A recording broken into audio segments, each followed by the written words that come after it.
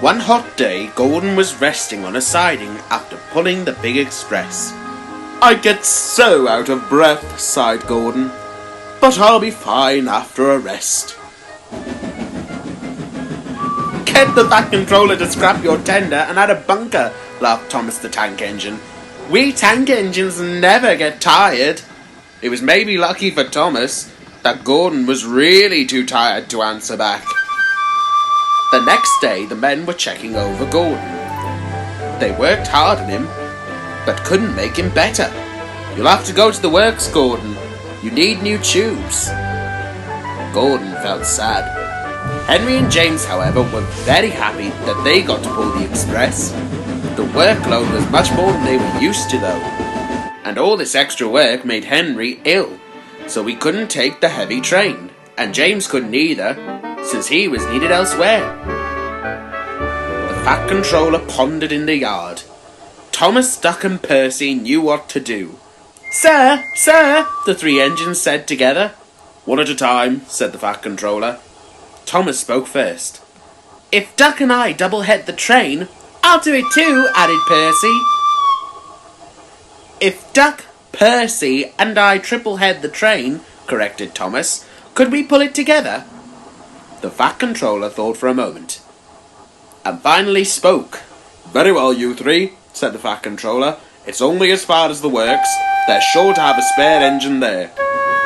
So the three engines were coupled together, Thomas nearest the train, Duck in the middle, and Percy at the front. Then they slowly started. Come on, puffed Percy. We're doing it, puffed Duck. Pull harder, pull harder, grumbled Thomas to the others. The heavy train drew out of the platform. The engines could go as fast as Gordon, but the passengers understood. Now the express didn't stop at all stations like branch line trains, so the engines didn't have a chance to catch their breath. Soon they approached Gordon's hill and began to feel tired. They struggled valiantly up the hill, and finally they made it. "Phew! I'm glad we didn't stop there," said Thomas. "Gordon would never have let us hear the end of it." But the strain was beginning to tell. Then it happened. The hill proved too much for Percy. He blew his whistle and the train came to a stop. "Do your best to keep your brakes off, Percy," said his driver. "It's not far now." But this made things very difficult for Thomas and Duck. The weight of Percy on top of the passengers made it a very heavy train. Nearly there, panted Thomas and Duck together. Percy hadn't a breath to say anything. They were just approaching the station when Duck found he could go no further. Thomas tried his hardest to pull the train by himself, but it was no good, and the cavalcade came to a standstill a few yards from the platform.